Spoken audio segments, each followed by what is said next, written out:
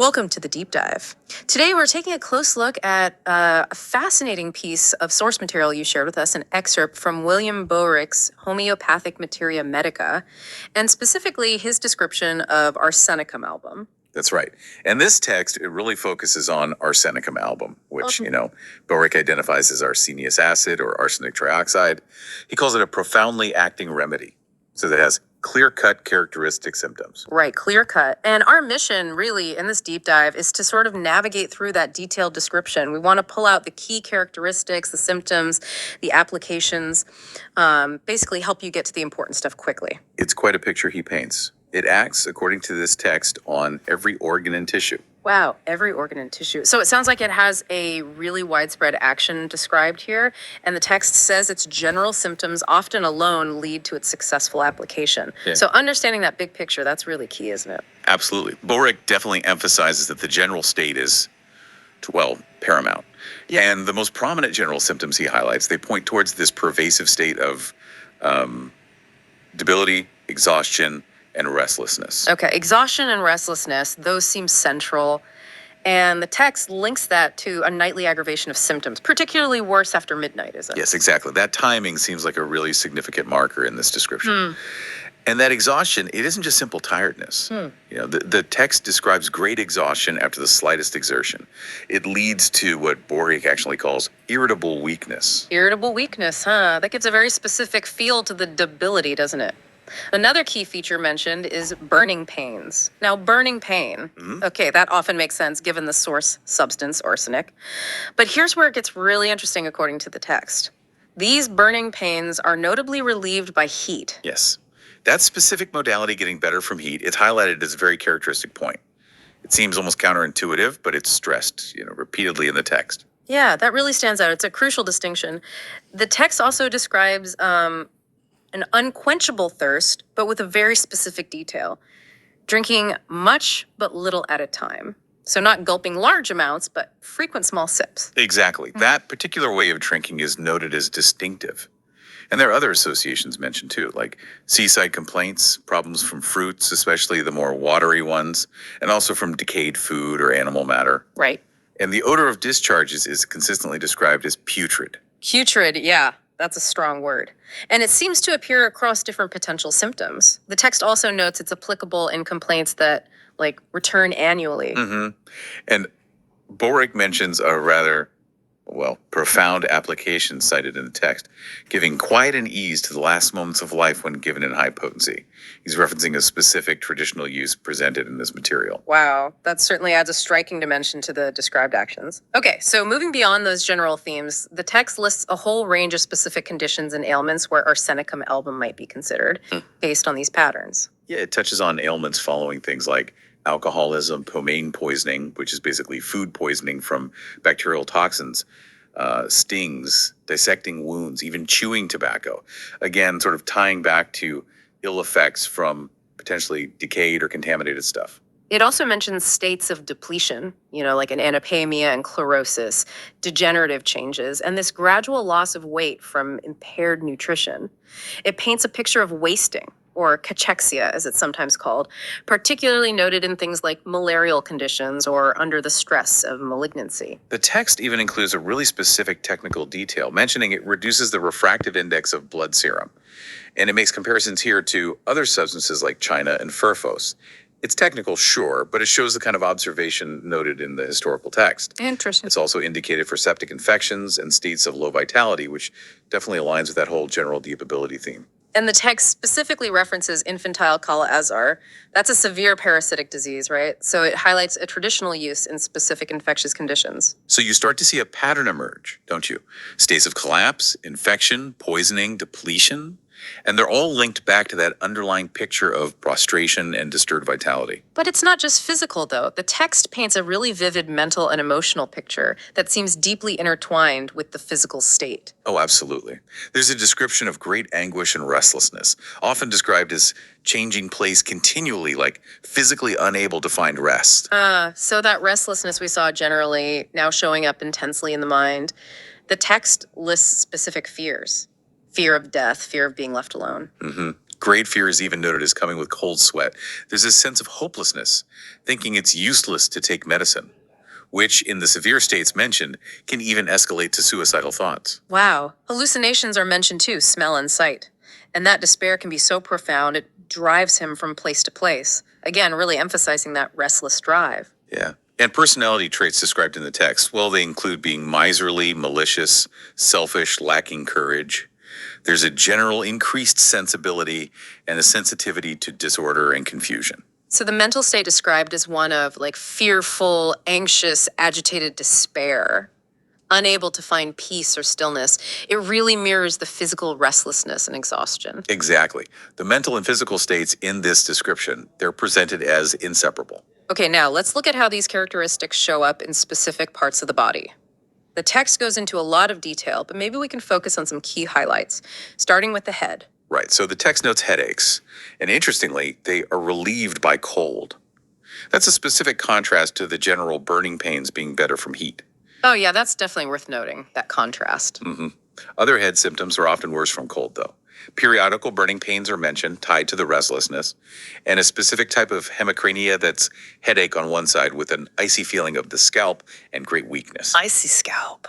Delirium tremens is listed, with descriptions of intense agitation, cursing, raving. The head can be in constant motion, part of that overall restlessness. And there's a really detailed description of the scalp. Intolerably itchy with specific characteristics like circular bare patches, rough, dirty, sensitive, dry scales, nightly burning and itching. The scalp can apparently be so sensitive they can't even brush their hair.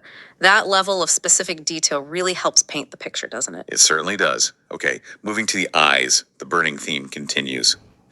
Burning in eyes with acrid lacrimation. That means like irritating tears. Acrid tears. Okay.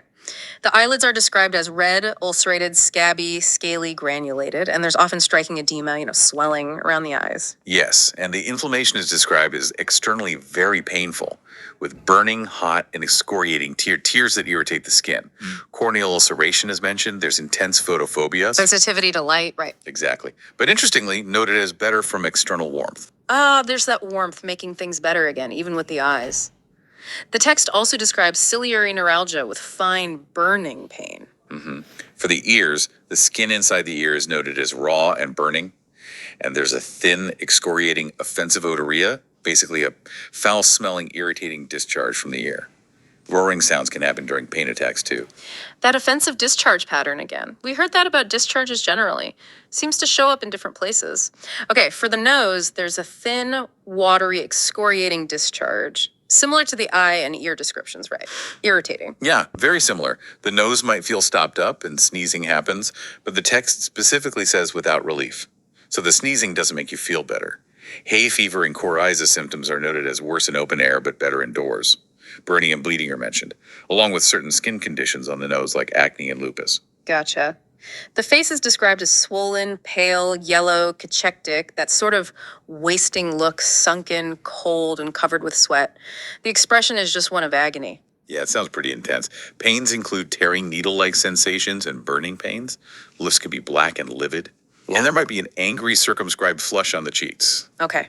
For the mouth, unhealthy, easily bleeding gums are noted. Ulceration with dryness and burning heat. Specific conditions like epithelioma, that's a type of skin cancer of the lips, are mentioned. The tongue is dry, clean, red, or it can have stitching and burning pain, or be ulcerated and bluish. Bloody saliva is noted. Tooth neuralgia is described. Teeth feel long and sore, worse after midnight. There's that timing again, but better with warmth. A metallic taste. And a very specific gastric symptom mentioned here is the gulping up of burning water. Ooh, gulping up burning water. That sounds intensely uncomfortable and very specific. Speaking of the stomach, this section of the text seems quite detailed. Sounds like it highlights some core Arsenicum album issues. It really is. Key symptoms include a strong aversion, cannot bear the sight or smell of food, and that specific thirst again. Great thirst, drinking much but little at a time. Right, the sipping, nausea, retching, and vomiting are very prominent, often happening like right after eating or drinking. Immediately, yeah. The text details the vomit can be blood, bile, green mucus, or even a dark, foul-smelling substance mixed with blood. Okay. There's intense anxiety felt specifically in the pit of the stomach, and that pervasive burning pain. Cravings mentioned include acids, coffee, and interestingly, milk. Milk, huh? Heartburn and gulping up burning, acid, bitter stuff that seems to like excoriate the throat are noted. Long-lasting eructations, burping. Exactly. The stomach itself is described as extremely irritable, feeling raw as if torn. Gastralgia, severe stomach pain, happens from the slightest food or drink. The text even lists specific triggers for dyspepsia or indigestion: vinegar, acids, ice cream, ice water, and tobacco. That's a very clear list of potential dietary triggers. And severe gastralgia can come with terrible fear, difficulty breathing, faintness, icy coldness, and great exhaustion, bringing together that physical and mental collapse again. Malignant symptoms in the stomach are also mentioned. Yeah, and there's a striking sensation described. Everything swallowed feels like it just lodges in the esophagus, as if it's closed up. And again, the text points to the ill effects of vegetable diet, melons, and watery fruits generally.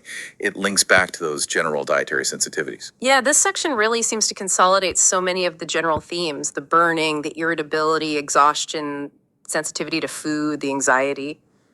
Okay, moving down to the abdomen, we find gnawing, burning pains described like coals of fire. And crucially, these burning pains are relieved by heat here too. It reinforces that key modality. The liver and spleen are often enlarged and painful. The text mentions fluid accumulation, ascites in the abdomen, and anasarca, which is more generalized swelling. The abdomen is swollen and painful. There's even pain like a wound when coughing. Okay. For the rectum and stool, there's painful, spasmodic protrusion of the rectum and tenesmus, that intense urge to go, but nothing happens. And the persistent themes appear again: burning pain and pressure in the rectum and anus. The stool itself is described as small, offensive, dark, and accompanied by marked prostration. Offensive smell, prostration, repeating themes. It's noted as worse at night, that midnight aggravation after eating and drinking, and triggered by chilling the stomach, alcohol abuse, or spoiled meat. Dysentery is mentioned, characterized by dark, bloody, very offensive stools. And the text describes cholera with intense agony, prostration, burning thirst, and the body being cold as ice. It draws a comparison there to Vertram album. Hemorrhoids burn like fire, and consistent with other burning pains, are relieved by heat. The skin around the anus gets excoriated, like raw from irritation. Yeah, sounds very uncomfortable. For the urine, it's described as scanty, burning, and can be involuntary. The bladder might feel paralyzed. The text notes albuminous urine, meaning protein in the urine, along with microscopic details like epithelial cells and blood components. There's a feeling of weakness in the abdomen after urinating. It's mentioned in relation to serious kidney conditions like Bright's disease and diabetes. Okay. For female symptoms, menses can be too profuse and too soon. Burning in the ovarian region. Leukorrhea, that's vaginal discharge, is described as acrid, burning, offensive, and thin. Pain is vividly described as like from red hot wires. Intense burning. It's worse from the least exertion, causing great fatigue, tying back to that general exhaustion, but better in a warm room. Menorrhagia, heavy bleeding is listed. Stitching pain can occur in the pelvis, extending down the thigh. Again, that pervasive burning pain linked to exhaustion, better from warmth. Moving to the respiratory system, the text describes an inability to lie down, fearing suffocation. Air passages can feel constricted. Asthma is noted as worse around midnight. Burning in the chest is common. Suffocative catarrh, inflammation of the mucous membranes. Cough is worse after midnight and worse lying on the back. And the expectoration, the phlegm. It's described as scanty and frothy. There's a very specific darting pain through the upper third of the right lung. Yeah, very specific location. Wheezing respiration is noted. Hemoptysis, coughing up blood, can occur with pain between the shoulders and general burning heat. A dry cough, as from sulfur fumes, is mentioned, specifically after drinking. That's another distinct trigger. That connection between drinking and coughing feels very particular. Okay, for the heart, palpitation, pain, difficulty breathing, and faintness are noted. The text points to an irritable heart, especially in smokers and tobacco chewers. The pulse is described as more rapid in the morning, a timing detail compared in the text to sulfur. More serious conditions mentioned include dilatation, cyanosis, that bluish skin from lack of oxygen, and fatty degeneration. Angina pectoris, chest pain from reduced blood flow to the heart, can occur with pain radiating to the neck and back of the head. Right. For the back, weakness is noted in the small of the back and a drawing in of the shoulders. Pain and burning in the back are mentioned, and the text draws a comparison here to oxalic acid. Okay. In the extremities, the text describes trembling, twitching, spasms, general weakness, heaviness, uneasiness. Cramps in the calves are noted. Swelling to the feet, sciatica, and that familiar burning pains. More serious conditions like peripheral neuritis, nerve damage, and diabetic gangrene are listed. Specific ulcers on the heel are mentioned, with comparisons to SEPA and lamium. Paralysis of the lower limbs with atrophy wasting away is also described. And finally, the skin. Itching, burning, swellings, edema, eruptions papular, and particularly described as dry, rough, and scaly. And skin symptoms are noted as worse from cold and from scratching. Another instance where cold is an aggravation. Malignant pustules, ulcers with offensive discharge, that putrid theme again, anthrax, poison wounds are listed. Urticaria hives with burning and restlessness. Psoriasis and serous, a hard type of cancer, are mentioned. And an overarching symptom tied to the skin here is icy coldness of the body, sometimes despite burning sensations elsewhere. Exactly. Epithelioma of the skin and gangrenous inflammations are also listed. Okay. The text also details sleep and fever patterns, which seem closely linked to the general state for sleep. Yeah, described as disturbed, anxious, restless. The person often has to have their head raised by pillows. Suffocative fits during sleep are noted. They might sleep with hands over their head. And dreams are described as full of care and fear, reflecting that mental anguish. Drowsiness and even sleeping sickness are also listed. For fever, high temperature is common. Periodicity is marked with adenemia, which means a pronounced weakness or prostration comes with the fever cycles. Septic fevers and intermittent fevers are noted. Paroxysms, the flare-ups, are often incomplete but leave the person with marked exhaustion. Hay fever is mentioned again here too. Cold sweats are present.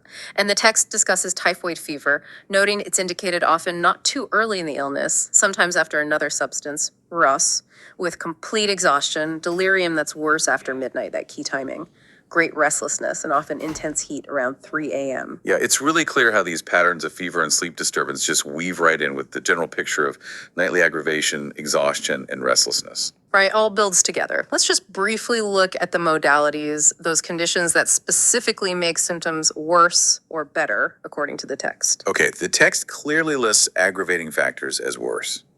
Wet weather after midnight, especially 1 to 3 a.m., it often specifies, from colds generally, cold drinks, or cold food. Being at the seashore is also listed as worse. And symptoms can also be worse on the right side. The things that make it better, listed as better from heat, from having the head elevated, and from warm drinks. That consistent improvement from heat is such a major threat, isn't it? It connects so many of the burning pains and the general chilliness, contrasting with the aggravation from cold, although we did note that exception with the head pain being better from cold. Right, that one exception. The source also includes some related info, like other substances considered complementary remedies, meaning they might follow well after Arsenicum album, according to the text. Things like rus, carbophoroses, thuja, sikale. It also notes it's considered antidotal to lead poisoning. And the text lists specific substances considered antidotes to Arsenicum album itself. Opium, carbo, china, hepar, nux. And also chemical antidotes. Charcoal, hydrated peroxide of iron, lime water. It reflects different ways its effects might be counteracted, according to this materia medica tradition. There's also a section comparing Arsenicum album to various other substances or preparations, highlighting specific points of similarity or difference, like comparing its action in certain chest inflammations with restlessness, thirst, and prostration to arsenic stabatum. Yes, exactly.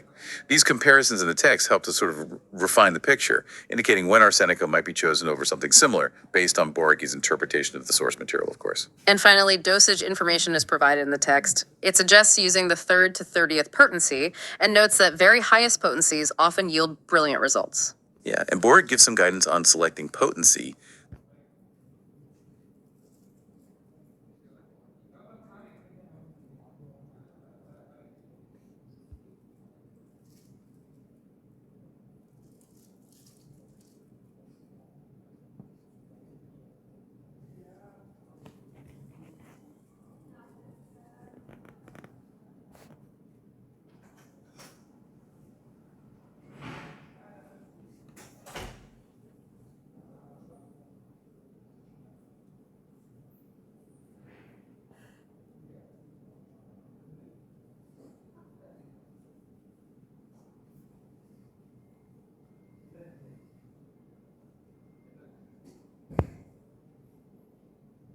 Is presented as intricately linked to, and maybe even driving, the physical symptoms and the restlessness. And we kept highlighting those key modalities: the pronounced aggravation after midnight, the general worsening from cold, and that pervasive better from heat for so many symptoms, which are presented as really crucial differentiators. This deep dive truly shows how these historical texts really try to build a comprehensive picture of a substance based on observed patterns. Patterns across every system, the mind, and the specific conditions that influence the symptoms. It's definitely a holistic approach, seeing the substance not just as a cure for a disease name, but as matching a total state of the individual, as detailed in this text anyway. Okay, so based on this deep dive into Boericke's description of Arsenicum album, here's something to ponder. Considering how this text links such specific physical sensations and emotional states to particular triggers and relievers like heat or the time of night, how does this detailed pattern-based approach to understanding a substance challenge or maybe align with your own understanding of illness and healing? What aspect of this comprehensive picture, connect